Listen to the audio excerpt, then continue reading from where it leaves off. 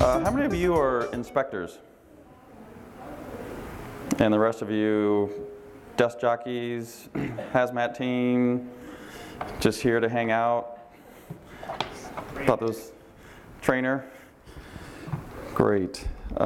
This class is designed specifically for those of you who go out into the field and conduct inspections, go on to hazardous waste sites, a lot of different variety of type of work, but mostly for inspectors who are involved in a lot of different types of activities that there could be a lot of different types of hazards that are presented to you. And this is a health and safety class, and it's meant to just basically remind you about a lot of different health and safety topics.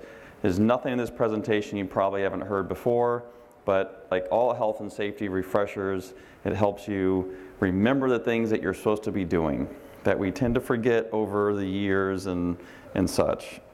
So, my name is Carl Palladino. I'm a contractor to the US EPA based in San Francisco. Some contact, oh, by the way, this presentation is available on the Coupa website. It's in a PDF format, so you can go to the website and download it, print it, retain it electronically. But here's my contact information. I get a lot of questions about some of the topics that we will discuss today, and if you have those questions, please give me a call anytime. Glad to assist you. And the sponsor of this class, Robert Wise, he's a federal on-scene coordinator on the Coupa committee, and he's the one who obtained funding to develop and present this class today. So just acknowledging and thanks to him. So today we're going to talk about a lot of different general safety topics. In particular, we're going to talk about different types of hazards. Of course, you know a lot about different types of hazards, but in particular I'm going to focus on vehicles, heavy equipment, and confined spaces. Vehicles and heavy equipment, I think, are some of the most dangerous types of hazards that you come across that we tend to not really think about. And confined spaces are something you've probably been introduced to before, but again, it's something it can be extremely hazardous, and it's very easy to get yourself in a situation where you're in a confined space and you don't really think about it. We're going to talk about recognitions of how to recognize hazards, of course how to avoid them, and then probably a topic that you've come across. Maybe you've had a specific class in workplace violence, but it is one of the most prevalent hazards to you that can happen anywhere, anytime. In just your life, of course, but especially when you're on the job, we should be even more aware of it. I believe probably most of you are public servants. You work for the government, local, county, state, and because of that, you know, the public looks at you differently when you're on the job. And they take their aggression, their anger out on you because you're the problem, even though you're just trying to do your job and do some good. So we'll talk a little about workplace violence.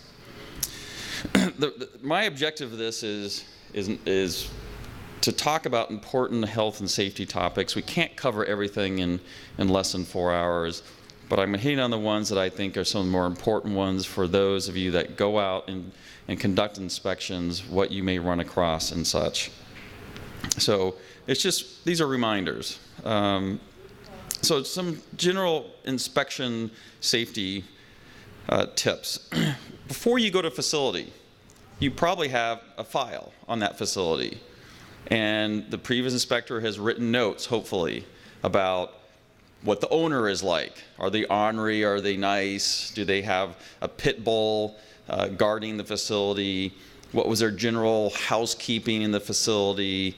And so on. You know, it's always good to have knowledge. If it's a new facility, hey, the day of the internet is so easy to get, do research, find information. There's a lot of times we used to do what we call a drive-by. We'd literally just drive by the facility. You know, just visually you can see a lot about a facility based on how they, their housekeeping and such. It will tell you a lot about what potentially you could be what you could be walking into. Use the buddy system. Now, how many of you go out in the field as an inspector by yourself? Yeah, most of you do. How many of you taken HAZWOPER, the 40-hour? So you're all HAZWOPER trained. So you remember with the buddy system, we go on hazardous waste sites. That's a law. You have to have a buddy when you do entry. But if you're out in the field by yourself, you don't have a buddy. So who's your buddy?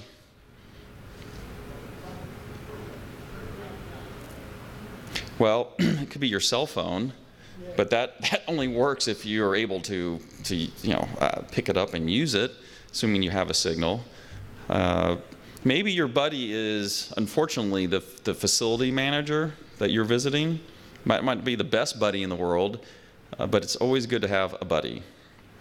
And certainly if you go to a facility where it might be a little contentious or I would think problematic, you want to bring a buddy. How many of you go to a facility, you start doing your inspection, and you haven't thought about if there was an emergency at that facility, how would you get out? I guess your assumption is if you're with someone, your buddy, the general manager, they would help you get out. But heck, I don't know if I'd count on that. They're going to be running off to deal with the problem and leave you behind. So you should always think about, what's my exit strategy here? And it might be a good thing to ask them, hey, what are the exits? What is your emergency plan? We always think that's not going to happen to me. It doesn't happen very often, but all it takes is once. It's just simple little things to think about. Stay upwind and away from waste sites, waste areas, that's obvious.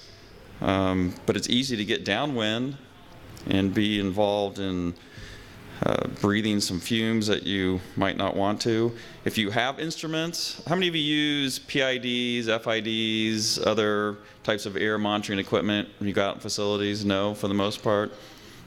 If you do, of course, you need to look at the readings, have the instrument calibrated correctly, have alarms set, simple things, but they make a big difference. I think this one here is so obvious, but it's something we get focused in on our work. And we don't stop and look around. What's going on around me? You're in an active facility. There's people and machinery, equipment moving around, and we don't stop and go, okay, what's going on around me? What's behind me? PPE. Most of you probably have work boots. Do you use safety glasses when you go out into the field? Maybe a hard hat if you're in a location that has overhead hazards.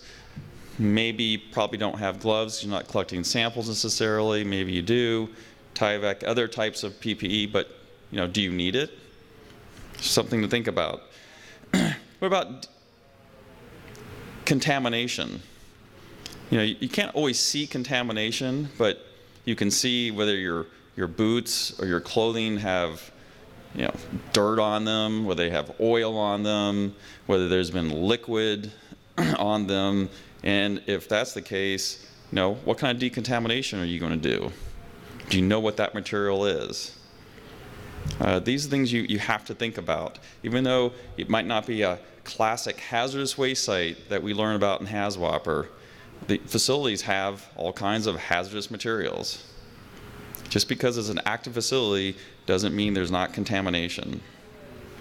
Just simple hygiene, what your mom taught you. Wash your hands before you eat and such. Great practice. That's decontamination. Heavy equipment. I think one of the most dangerous things for inspectors is the heavy equipment. That's moving around constantly. People. We're going to talk. We'll go into more depth of that later. But and common sense. And what? If you don't have good common sense, bring a buddy who does. So just some things to think about to avoid. Objects on the ground. Slip, trips, and fall. Number one hazard, really, to you. Number one cause of injury. Just simple slipping, tripping, falling. You don't see something on the ground. Slippery surfaces, of course, you need to look out for. Whether you're inside the facility, in a building, outside, all these areas have a lot of different hazards. We've talked about heavy equipment. You want to avoid that. Dust clouds, dusty operations. You don't know what's in that dust. Of course, you're breathing it. Not a good thing. Hazardous waste areas are an obvious thing to avoid.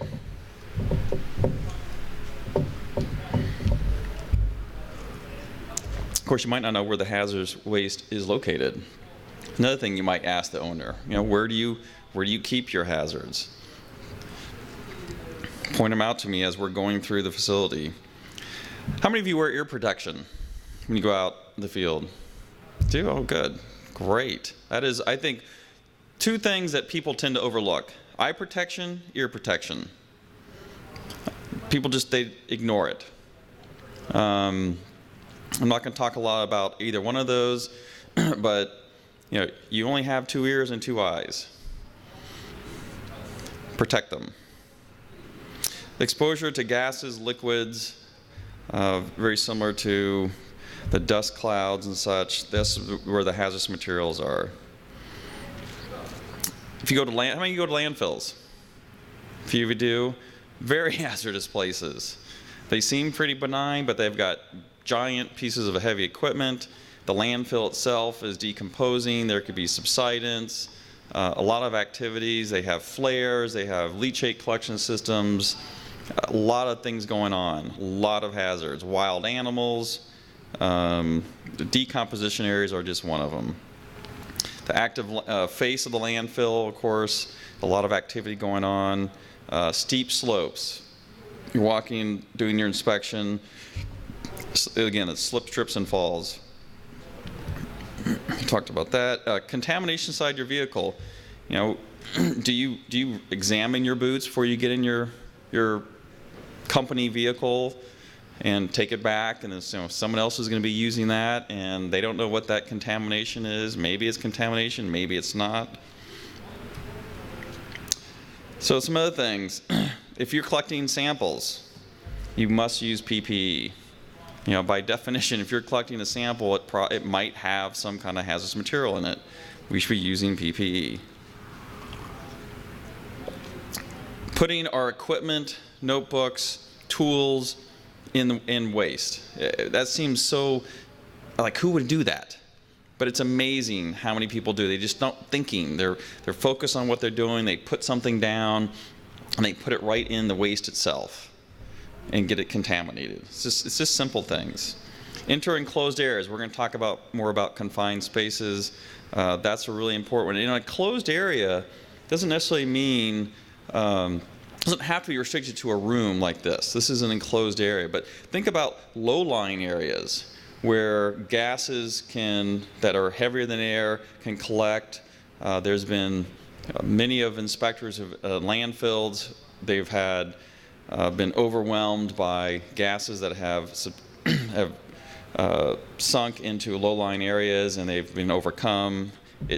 You can't see a lot of these gases, of course. So you got to think big picture, microscopically, and stay alert. Why would you not want to drive with your boots on? There's nothing illegal about it. You need work boots when you go out to a facility, but they're big, they're bulky, and you're probably not used to driving with them on.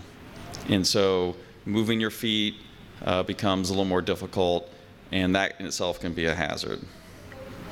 And of course, we shouldn't smell, touch, taste chemicals. And I love this photograph because not only is he demonstrating what you should not be doing, but I like the guy who's presenting him with this nasty drum, and he's wearing full-on PPE. Big, heavy gloves, and this guy walks up and smells it. Brilliant. Okay, a couple factoids here about safety in California. These are all occupational factoids here. In 2011, non-fatal injuries, talking almost 441,000 recordable injuries. By the way, you're out in the field, you get a little, you drop something on the ground, you go down to pick it up, and you get a little cut. because or a splinter. You pull it out, you think, is that something you should report to your health and safety officer and maybe potentially get medical treatment? How many say yes? Be honest. How many say no? A few of you. You think, well, you're like, it's not a big deal. A little bit of blood. Well, let me tell you a quick true story. This happened to an inspector. I'm not sure if it was in California necessarily. Dropped his pen, went down to pick it up, got a little splinter in his finger, pulled it out, didn't think of it. A few days later, it started to get a little pussy. That's what happened to all of us, get a little infection. Didn't think anything of it. A few more days go by, and all of a sudden, it's swelling up, more pus. He's starting to get sensations down his arms. Goes to the doctor the next day. So we're talking, 4 to 5 days after he got the infection. He was within a day of probably dying, according to the physician. Something was in that little splinter, and he had a massive infection that would have killed him if it had not been treated. So every stupid little injury is something you should report and take seriously. Even though your colleagues might make fun of you, because, oh, you cut your little finger, should we kiss it? Yeah, whatever, that's their problem. So, a lot of instances happen every year to all types of workers. You're not immune. However, the ones that really take the brunt of it are healthcare workers and people in transportation business. Fatal occupational injuries. 360 people were killed in 2011 on the job. Of that, luckily, government workers aren't typically a huge target. But of those, 7 were state, 25 were local. I assume most of you work for local agencies. That's a little higher risk for the government, at least, but look at the stats here. Transportation, there were quite a few violent. Most of those are from people who are in security type of business, bartenders, work at convenience stores and such. So most of you are probably not in a high risk category for that. Falls, very common. Contact with an object or machine. And amazingly enough, with all the training we have, people are still exposed to high levels of toxic materials and die from that. Highest risk, if you're white, Hispanic, Latino, 45 to 54 years old, you're in the highest risk category, statistically speaking. But all across the board, it can happen from age of 18 to 70 plus years old. If you're a worker, you're at risk. So let's talk about the different types of hazardous, different hazard types. So chemical agents, biological agents, physical agents, and physical hazards. So you notice the last two are very similar. Physical agents are things that do things to you, and we'll talk more about these, like radiation. Whereas physical hazards are the things you think about probably more often, slip, trips, and falls. And we'll go through each one of these right now. So let's talk about chemical agents. How many chemicals are there in this world? Anybody want to throw out a guess? There's a lot. There's about 300,000 different chemicals that are made and used in this world. And how much do we know about the effect on our bodies from those 300,000 chemicals? Very little. Very little. And it depends on the chemical, depends on the concentration, depends on the route of exposure, whether you inhale it, it absorbs through your skin, and such can make a big difference. It may affect you only locally, it may affect your entire body. All depends. You can obviously see this fellow here has got some type of exposure to his skin. and you can see the demarcation here. Obviously, he was wearing some type of PPE, gloves, but wasn't wearing anything that would protect from that chemical on his arms, and therefore had a nice localized exposure. So if you're going to use PPE, learn how to use it correctly and protect your entire body, not just the hands and the feet. And these chemicals, of course, are found everywhere. You have them in your house. You have probably some very hazardous materials in your house. And some of these materials are incompatible materials. Mixing different types of cleaners together, not a good thing. So they're everywhere, every facility you go to. I like to talk about landfills. We don't think about landfills as having a lot of different types of hazardous materials, but they do. They're a mismatch, and just the landfill gas alone can be extremely hazardous. It has a lot of methane. It is a flammable atmosphere. And it's got other trace gases that some of which are carcinogenic. Very small amounts, but they're there. And pretty much all these here are known as carcinogens. So they're out there. Biological agents. Ooh. Two categories, microbiological and macrobiological. So the micro stuff is things that are most difficult to deal with, obviously, because you can't see them. This is flu season. That's a great example of the microbes that are out there. That's easy for us to get, but we can get them when we're out in a facility. Again, the dust, the gases, the surfaces that you touch, and then you don't wash your hands, and then you start touching your face, you eat your lunch. You know, it's just very simple little things. Of course, snakes, animals, poisonous insects. We don't have a lot in California, but we do have a few. One in particular that I think people tend to forget about, which can happen anywhere, and it is here in California, is the Hantavirus. And this it was in the news a lot, years ago, but it's still around. It's not going away. So, and the thing about Hantavirus, although they've improved the medical treatment of people, it used to be about 50% of people who contracted it were going to die. And mostly that's because it has a long incubation period. It can be within a few days, it could be a few weeks, and you have flu-like symptoms, and you don't really, people don't think that you have the Hantavirus until it's too late. So it's something to think about. I have this little a video I'm going to show you here in a second that from the CDC that gives you more information. But and the point of this is that there's simple little things in life that can make a big difference to your health, and this is one of them, one of many.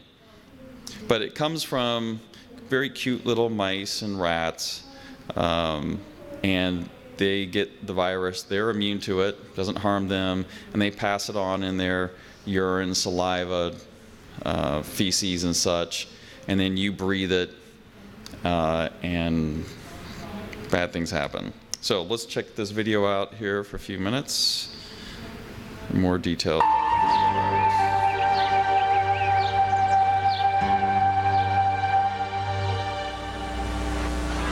The hantavirus is a virus that's a microscopic organism that has now been recognized to cause a newly described disease, the hantavirus pulmonary syndrome. Initially, people from the Southwest were showing up with it, but now it's been found all over the U.S. This doesn't mean that it's spreading. We're just able to discover it in different states now. The reason that we can find it in these different areas is that we now have tests that will identify the disease with 100% certainty, and we have alert clinicians all over the country who are looking for it. We've also discovered that it's not really a new disease. It's an old disease.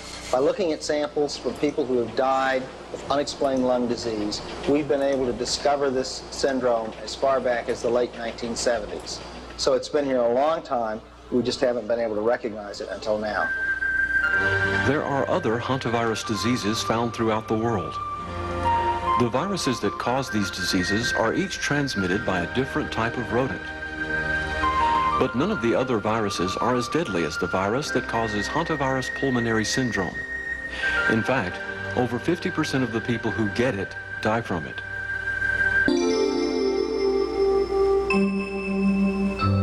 The two universal symptoms that were seen in every patient were fever and muscle aches. These are severe pains involving the large muscle groups, the thighs, the hips, the back, sometimes the shoulder. And then about half the patients have abdominal problems, nausea and vomiting and abdominal pain.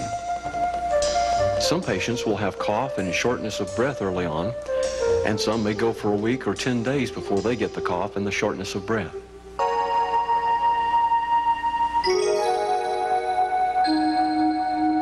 The transmission cycle begins with the rodents who carry the virus. The virus is probably released.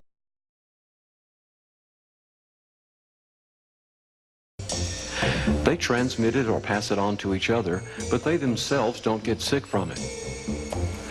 Once it's released, it doesn't live very long, maybe a few days. During that time, a person may come in contact with the virus. The main method of transmission is when the virus enters the body by breathing contaminated air. This happens when fresh urine, droppings, or contaminated nesting material are stirred up and the virus floats in the air. Tiny droplets become airborne and then can be breathed in. Another way a person might get it is through rodent bites, but this is very rare. It is suspected that a person could get it if they touched a surface contaminated with rodent excretions and then touched their nose or mouth. Usually within 1 to 3 weeks, but probably as long as 6 weeks, early symptoms develop. The infected person usually has a fever, headache, and severe muscle aches, and they might develop stomach problems, dizziness, or chills. About 4 to 5 days later, the lungs fill up with fluid, and the patient feels short of breath. Then they get extremely ill and could possibly die. The disease stops at the person who is infected. In other words, it is not transmitted from one person to another. We trapped rodents in and around the households of individuals who had suffered from Hantavirus pulmonary syndrome and identified the deer mouse and the cotton rat as the primary species which were responsible for these infections. The deer mouse is a deceptively cute animal with big eyes and big ears. It comes in a variety of colors depending on its age, but normally ranges from a gray to a reddish brown. It has a white underbelly and a tail which has sharply demarcated white sides. The cotton rat has a larger body than the deer mouse. The fur is longer and coarser and is typically of the color of grayish brown and can even approach grayish black. The deer mouse has one of the widest geographic ranges of any rodent found in North America. The cotton rat, on the other hand, is primarily found in the eastern and southeastern United States and extends its range all the way down to North and South America. The deer mouse is most commonly found in woodland habitats, although it can also be found down in desert areas. The cotton rat prefers overgrown areas which are overgrown by shrubs and or tall grasses.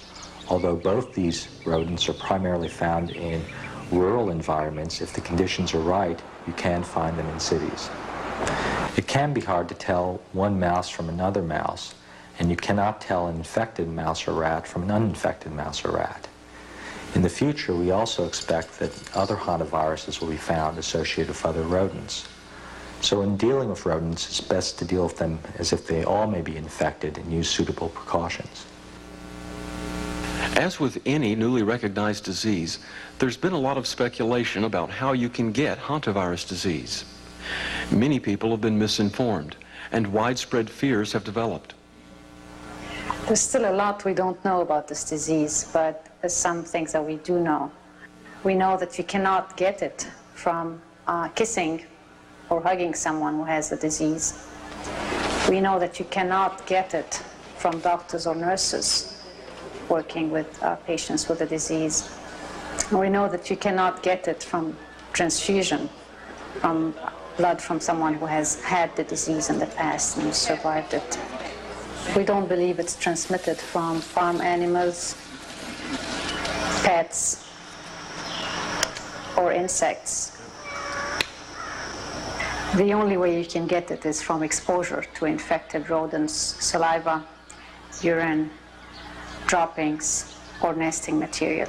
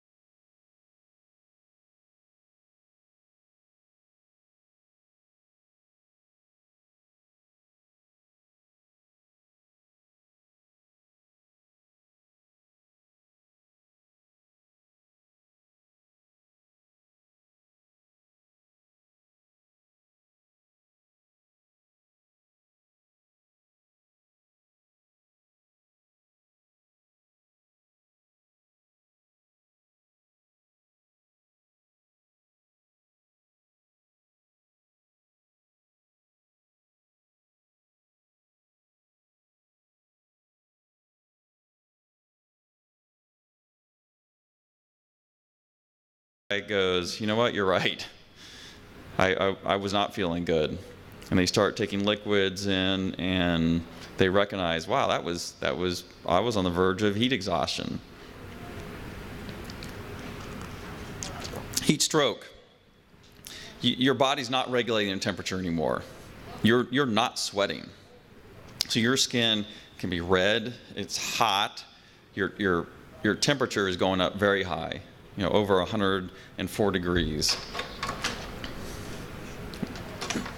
Where does brain damage occur? What temperature? Anyone know? Over 106 degrees is when you start killing your brain cells. So it doesn't take much.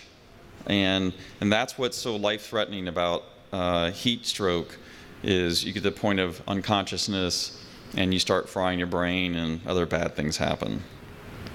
So again, heat exhaustion, you're sweating, moist, clammy skin, probably normal temperature. Heat stroke, dry skin, very high temperature. So completely different and easy recognizable symptoms. Now, how do you treat someone? So I said before, heat exhaustion you can treat yourself or your colleague. So obviously you want to move them to a cool place. You want to get if they have any heavy clothing on, PPE and such, get that off of them. They can lie down. You want their legs elevated, so you're trying to get blood going to their brain. Cold packs, water. If they're conscious, they drink electrolytes, water, what have you. If there's no improvement after about a half an hour, then it's time for them to go visit, seek medical help. But again, something that you can treat. Quite opposite is heat stroke. This person is at very high risk, and there's nothing you're going to be able to do now to necessarily save them. You can help them. Again, you want to get the heavy clothing off, give them ice packs, cold water, so on and so forth.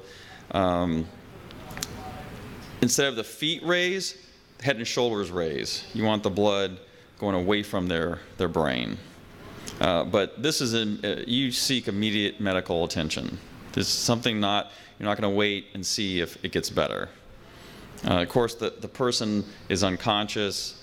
You want to make sure they're taken care of, especially in that situation.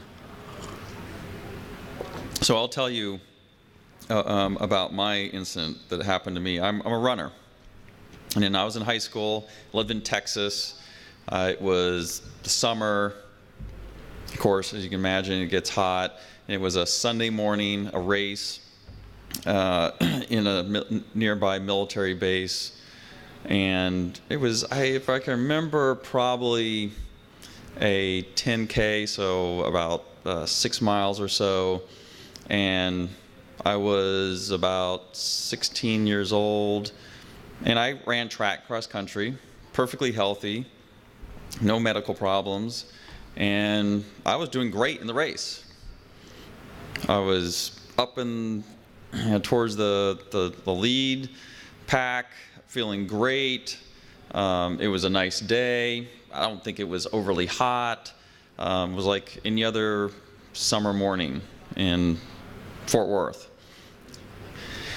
My hand started to feel kind of numb or a little tingly, or if I remember, and I thought that was kind of weird. And I remember going to wipe my face, and my nose felt a little bit numb. If I remember, I visually could see fine. I felt okay, and probably about half a mile later, I started to get progressively worse. I started to really feel bad now. And I remember clapping my hands because they were numb. And then maybe about another half a mile after that, so we're talking, a minute. No, I don't run that fast. A few minutes, I felt really horrible. I thought, you know what, I'm just gonna sit down. I'm just gonna, get off the path here, sit down for, a minute, and then I'm getting up and I'm finishing this race. So I sat down, and I had my knees, propped up, and I put my hands on my knees and put my head down, just kind of sitting there. And I remember some guy came by and he goes, "Hey, are you okay?" And I said, "Yeah, I just need a break." And he must have left, I presume. And that's the last thing I remember. Woke up in the emergency room, packed in a gurney with ice all around me, a bunch of nurses and doctors. Sorry about that. And the fun thing was the nurse had to take my inner core temperature, and you know how they do that? Yeah. It's not through the mouth, it's through the other location. And I'm laying there, of course, I'm just thinking, oh my God, what's happened? And some guy next to me is probably going through the same thing, but he's completely freaking out, just screaming and thrashing and going crazy, and they're trying to deal with him, and I'm just kind of out of it. And the nurse asked, "Well, what's your name?" And I was able to tell her my name, and she says, "Well, you passed out, you had, heat stress or whatever." I can't remember what she told me. And then I remember she asked for my phone number, and I thought, "Oh, I'm going to get a date out of this." I gave her 7 random digits that didn't work, apparently. The date never happened. Probably about 15 minutes later, they got me off the gurney into a room, and eventually my father found me, and at that point I felt okay. But it was definitely a very interesting experience. It happened one more time. Didn't have quite the extreme symptoms, but in a cross-country race, our championship race, I just literally fell running, just passed out, like fainted. Didn't end up in the hospital, but I was conscious the whole time. And I kind of figured out, you know what, I got to figure this out.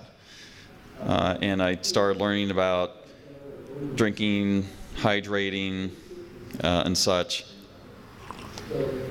And so it's easy to stay hydrated by consuming water, of course. But it's important to realize that water in itself can be dangerous. I run marathons now, and since high school I've never had a problem. Of course, much more aware and conscientious about hydration. No one has ever died in a marathon from heat stroke, but people have died because they've consumed too much water.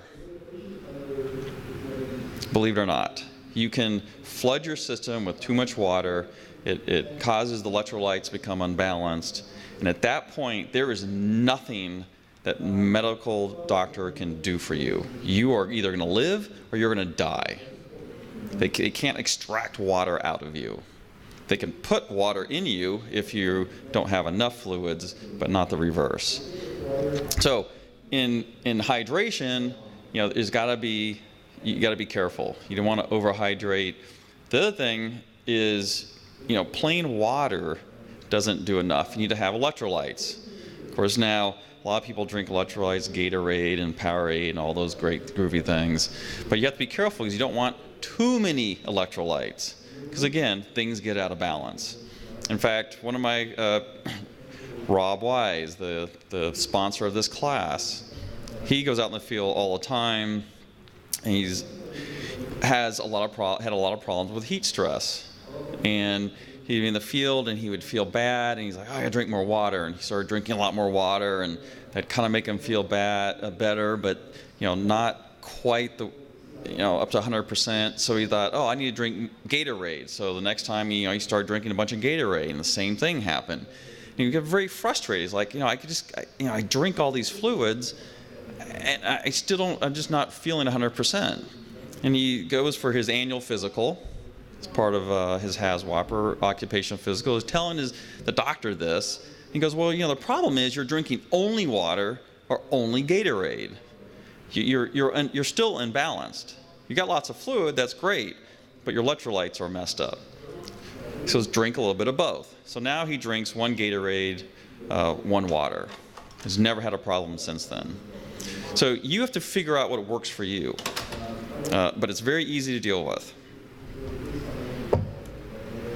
So, we talked about drinking water as a way to prevent heat stress. That's probably the easiest way to deal with it.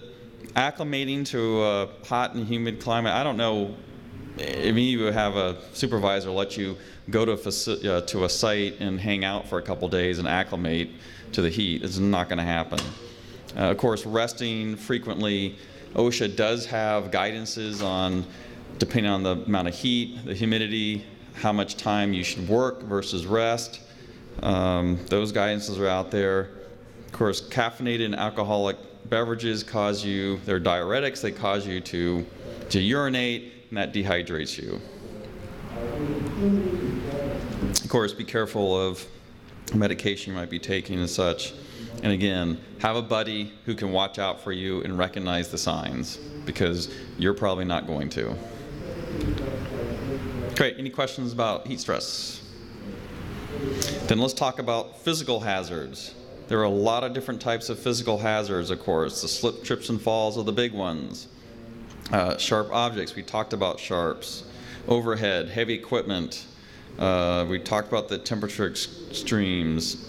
In this photograph right here, there's at least a half a dozen physical hazards and essentially other hazards. Can you name them? This is not a test question. The test is way more difficult than this. No right or wrong answer here. Electrical cord. Okay, what's the hazard of electrical cord? Trips. You get your foot tangled up in it. Okay. Besides the fact that there's electricity running through it. What else? The soil. What's the hazard of the soil? Slip. This is a slope here. And you can see the person walking down. Easy to slip. Soil gives away, it's just slippery, it's not stable. Sure. What else? The pipe. What's hazard about the pipe? You trip over it. What's in the pipe? We don't know. It could be high pressure gas, water, sewage. We don't know. That in itself could be a hazard. What else do you see? How about this? I don't know if it's a rake or a shovel, something you could easily step on, whack you in the head. It's hard to see, but there's a little bit of liquid at the bottom of this trench right here. What's that liquid? Is it hazardous? Don't know, but we got electrical cord here. That doesn't mix well with water. What made this trench right here? They didn't hand dig it. Some type of like a backhoe or excavator or something. And where is that piece of heavy equipment? We can't see it in this photograph, but it's probably nearby. So one little situation, a lot of different hazards. So let's talk about this heavy equipment that I keep harping on. And with heavy equipment, let's talk about vehicles. You know, one of probably the most hazardous things you do as an inspector is drive to the facility that you're checking out. Driving is extremely hazardous. There's 1 in a million chance of dying driving 40 miles in your car. How many of you drove 40 miles a day to get here? Or yesterday? Probably most of you. So, polite statistics. 2010, over almost 33,000 people were killed in some type of motor vehicle incident, and that includes pedestrians and motorcycles in the United States. So that comes out to a little over 1 death per 100 million vehicle miles traveled, which is the metric that the government uses. Interestingly enough, that has improved quite dramatically over the past almost 20 years. Every year it's pretty much gone down, which I'm not sure if that's because we are more safe or the vehicles are more safe. I think it's because the vehicles are more safe I don't think humans are more safe. But it is improving. That's good news. And one of the biggest causes of crashes and incidences is when the driver is not paying attention, which may come to no surprise to you. And you can see the statistics here. 80% of crashes is because the driver just wasn't paying attention. And we'll talk more about what that is here in a second. 65% of near crashes within 3 seconds of the event. Using the cell phone. Okay, in California, we have the no hands rule. How many of you have a cell phone? Everyone does. How many of you talk on the cell phone while driving? I do. I mean, it's a great multitasking thing. How many of you do hands-free talking? I do. Been doing it for years. Little earpiece I stick in here, and it's hands-free. It's great. Easy to do. But how many of you have seen people driving down the freeway in the city? Yep, still happens. Texting. Oh, I love that one. My stupid brother, he reads his emails.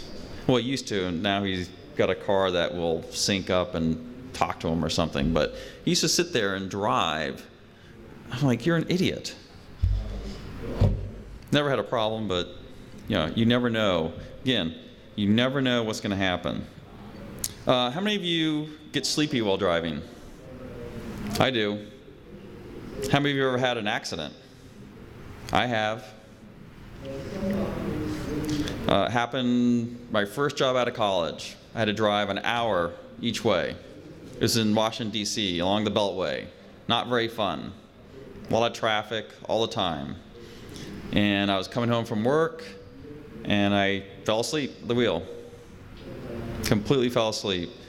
Drove into a car next to me. Luckily, minor damage. No one was injured. But it was literally and figuratively a wake-up call. It's like, I have a problem. And I've discovered over the years that there's only one thing that will keep me awake. It's not singing, it's not drinking fluids, it's not putting ice in my pants, not biting my tongue. I've tried all these. It's for me, and you have to figure out what works for you, but I have sunflower seeds. And I put a few sunflower seeds in my cheek, and then I shell them. Eat the seeds, spit the shells out, and just that little bit of activity will keep me awake. And then once I'm not drowsy anymore, I put them aside, and then about 10 minutes later I start getting sleepy again, and more seeds come out. And that's what works for me. So, drowsiness increases the risk by a factor of at least 4. So, obviously the cell phone has become a big distraction for us. However, and I found this very interesting in researching this topic. So the number of crashes and near crashes from dialing, okay, just that act of dialing is nearly identical as talking, even though you spend way more time talking than dialing. And maybe that seems pretty obvious because you're focusing on the phone, you're looking at it and such. Reaching for an object. Reaching over here, something behind your seat, increases by 9 times. True story, here in California. I think this was about 6 or 7 years ago. A woman was driving by herself in a mountainous region, I think along the coast.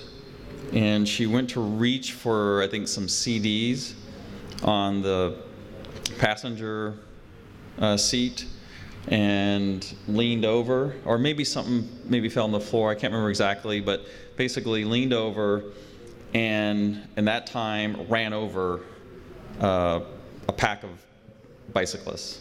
Killed, if I remember correctly, 3 people, injured another couple people, and that all happened within 2 seconds.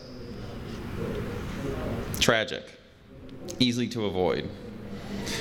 Looking at an external object. Now I'm assuming, okay, this is not you looking at the road, but rubbernecking. Look at that over there. Look at that over there. Increase almost by 4 times. Reading, that's my stupid brother. I don't know, when I put my makeup on, I try to do that before I leave the house. It's not for the car.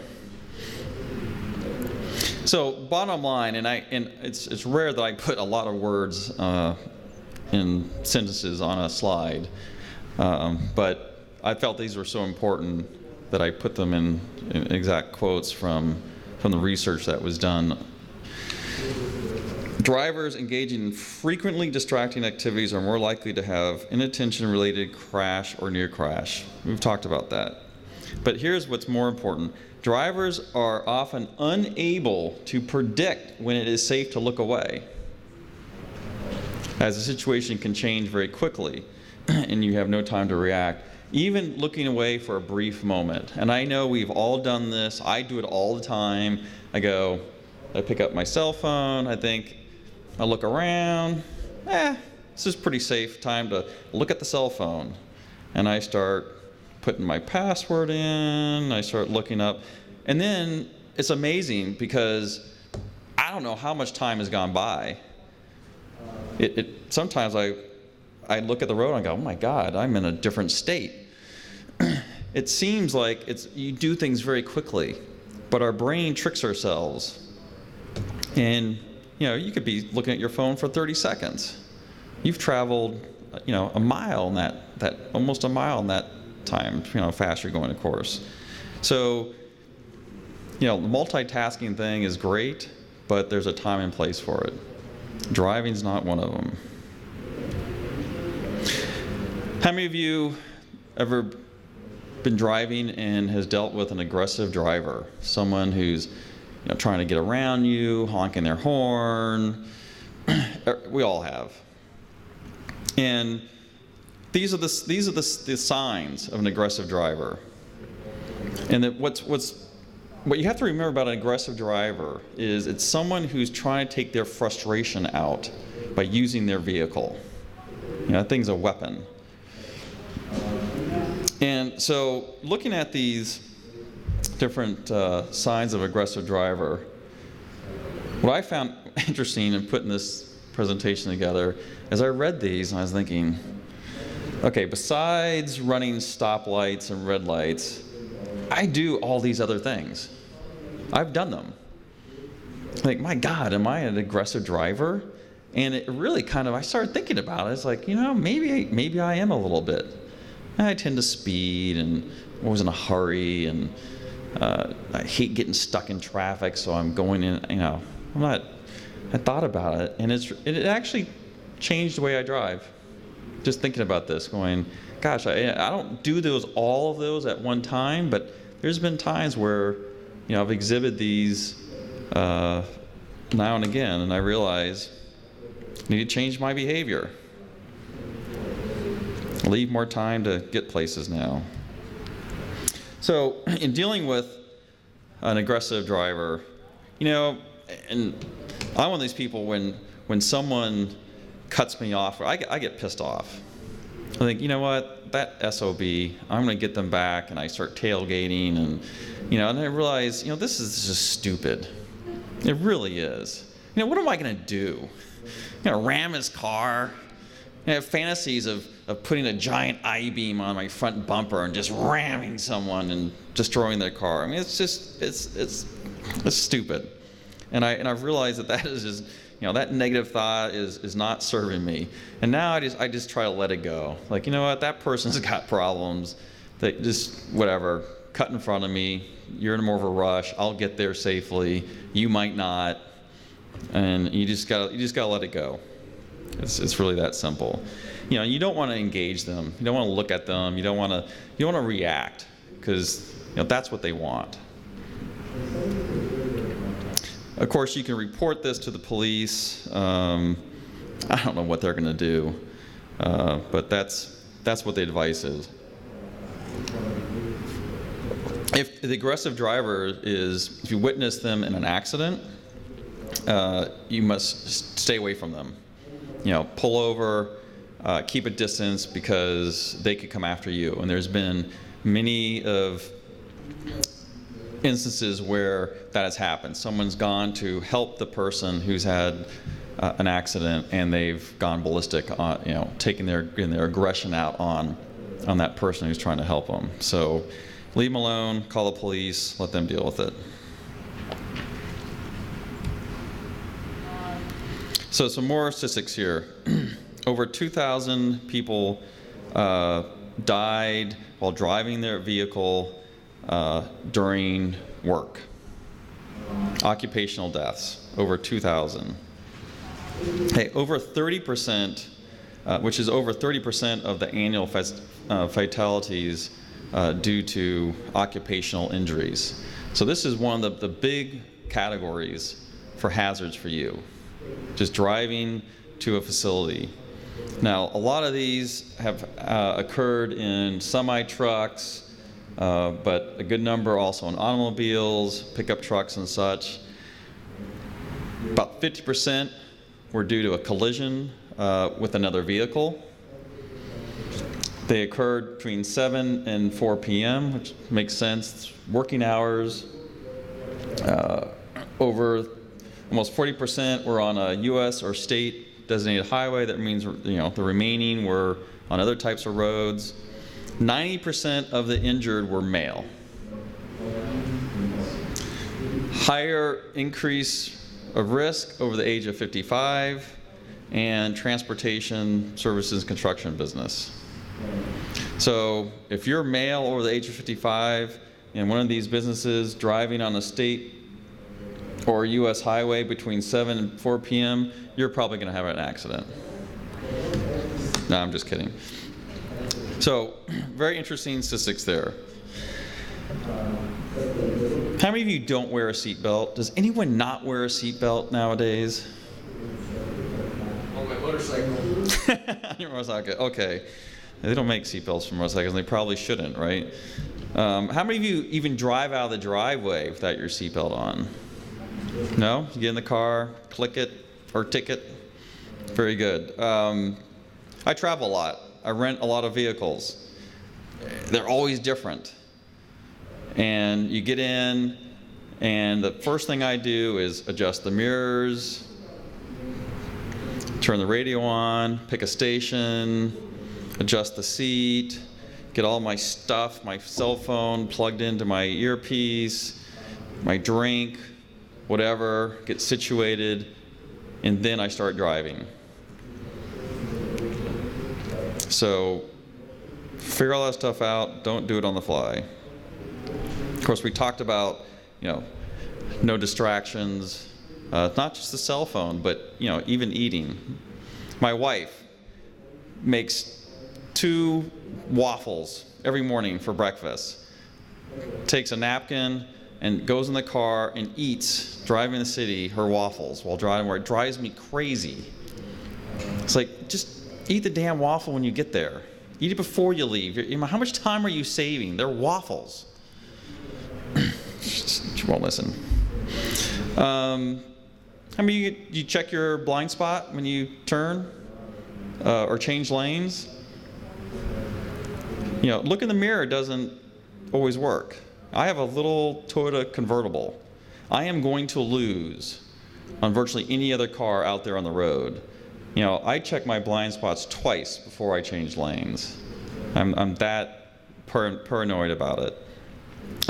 Vehicle maintenance, of course, is important. And that includes recalls. What I found interesting was you go to this website, safecar.gov, and put in the year, the make and model of your vehicle, and they'll tell you whether there have been any recalls. What's interesting, that same website, they talk about the number of vehicles that have a recall and the number of people who do not realize that their vehicle has 1 or more recalls. And it's something like, 40, 50, 60%, somewhere in that range of people have a vehicle they're driving that had a recall and they don't know it.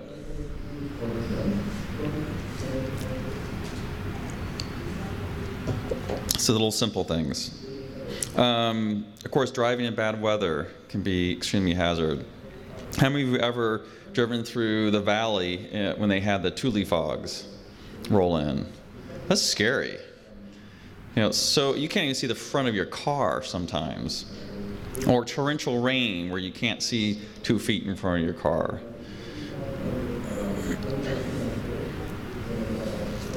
So be careful. Let's talk about heavy equipment. Did you guys have enough time to get this? Yeah, you just Google safercar.gov and that'll get you there.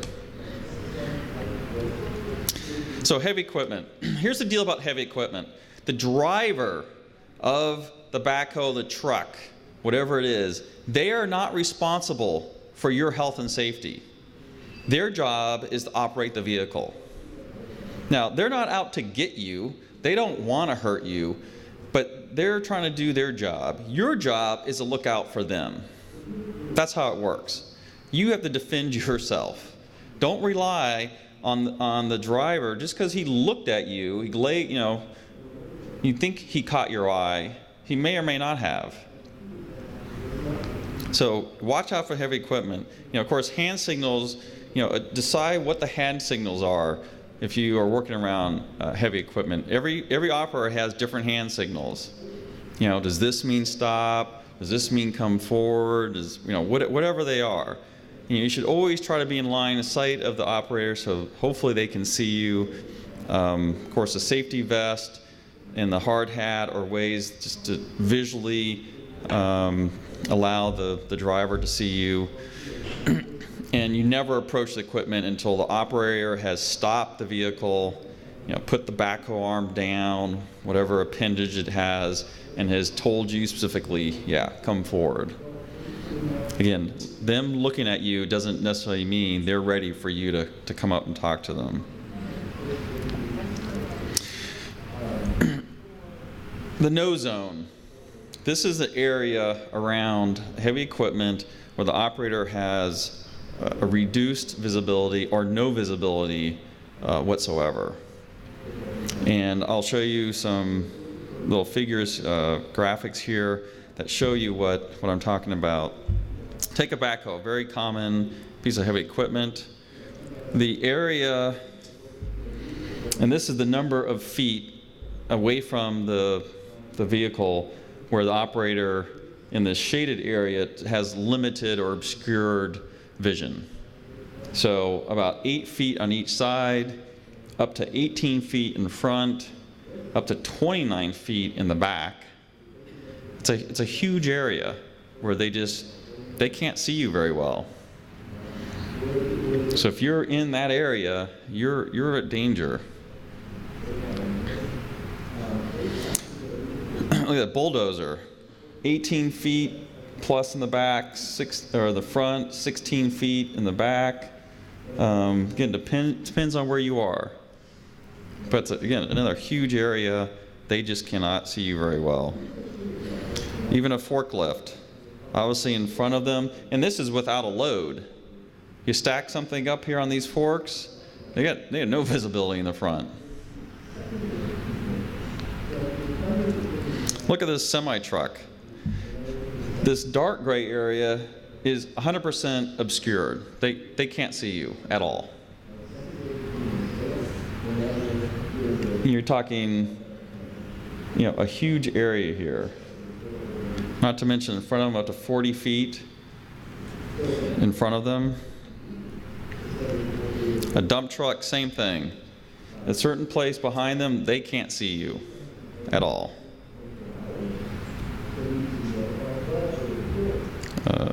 The type of dump truck. So here's my rule of thumb working around heavy equipment. Besides, you want to have visibility of the driver so they can hopefully see you. Things like backhoes and track hose, things that have arms that can move around and hit you, is twice the distance of the arm. That's where you stand. It's an extra little safety factor there. The thing about these things, they work on hydraulics. Those hydraulics can leak, they can fail, the operator has no control over the appendage whatsoever, and it can move very suddenly. So that when you see the construction guys and there's some guy right next to the bucket pointing, right there, and his head is inches away from it, it's stupid. Because just, boom, he's gone. So be careful. True story about an inspector, 36-year-old male. So at a construction site, an asphalt dump truck was coming to drop a load. It was backing up.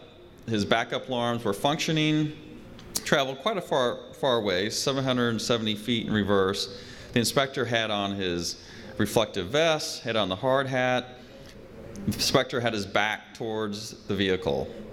And the driver was driving slowly, 5-10 miles an hour, never saw the inspector, ran right over him. Who's at fault? Driver or inspector? Inspector, absolutely. It's inspector's fault. They can only do what they can do. They don't have, ultravision here. You have to be aware of what's going on around you. Other vehicles can be a hazard to you also. If you're not a hazard to yourself, it's the other person. So look out for the crazies on the road. And we've all seen people driving down the road with all kinds of crap attached to their car, and you think, my God. I like this one. I'm all for the little small efficient cars, but I mean, come on. What does it cost to get a delivery truck to bring your refrigerator home? And be careful where you park. So it's not just when you're driving, it's also when you're parking. And obey the obvious. It's like, come on, really? There's cones.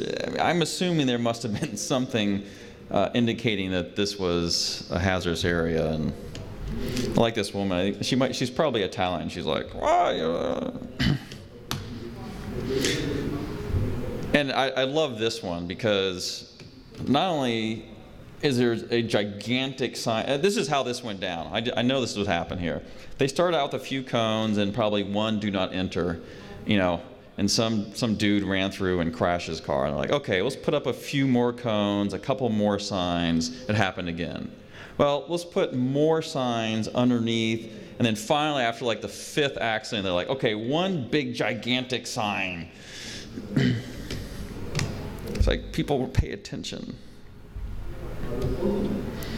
And be careful driving too close to the person in front of you. It's become more and more common that the distance that we're traveling on a freeway and on roads is shrinking. That's a known fact. So be very careful. And this is a true story of some colleagues who were driving. I think this was just outside of Sacramento, going towards Tahoe. And they were going to a site, and they were driving in their SUV. We'll see a picture of it. So this is a undivided highway, 4 lanes. They were driving this direction you can see the skid marks here, to stop at a gas station. And the truck that was behind them, guy was speeding, not paying attention, and rammed them. And this is what happened. That's his truck, big dent in the front. Their truck went all over the place. Tumbled, smashed into some giant rocks here, we'll see in a second. And the vehicle was totaled. The driver, the passenger were both injured. I'm trying to think. The driver has a back injury, probably will have it for the rest of his life. The passenger had some back issues. For the most part, I think those have worked themselves out. But you're talking, it took several years of physical therapy and such. They're lucky it wasn't worse. But it's amazing to see what just a few seconds of someone not paying attention can do to you. So, pay attention to what you're doing and what other people are doing around you. How many of you go to gas stations to get gas? Yeah, we all do, right? Where else are you going to get it? Well, check this out. There's no sound. This is obviously a surveillance camera at a gas station, but watch what this young lady does.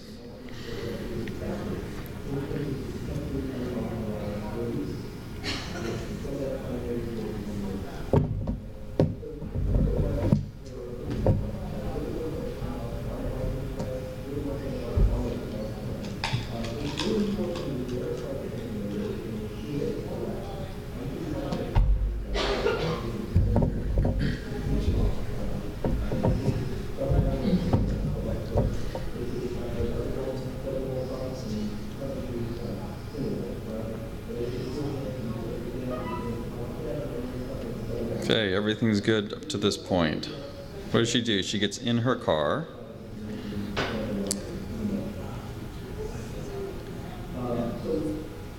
She gets back out, plays with her sweater, and kaboom. I'm actually kind of amazed how calm she is. Like she starts to scrape on the ground. I'm not sure what that was about, and then runs away. Of course, they all have automatic shut-off, so it was actually probably a smart thing to do. So what happened? Static electricity.